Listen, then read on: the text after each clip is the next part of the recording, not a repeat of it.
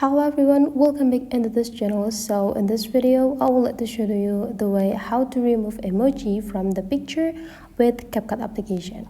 So you must be thinking that CapCut only can be used for editing the video, but you're totally wrong because the CapCut able to edit your photos too. So you just need to open your CapCut application and please take a look on this top side, and there will be several options about the CapCut services, and then you just need to pick this photo editor.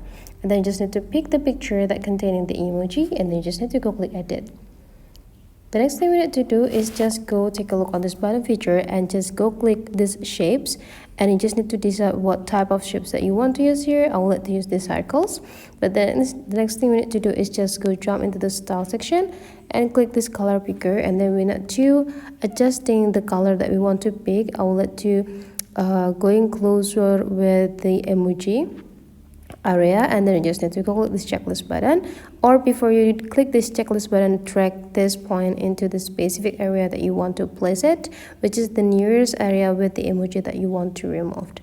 And after you're done, you just need to go click this checklist button and you're done. So you can just export this photo to save into your photo library.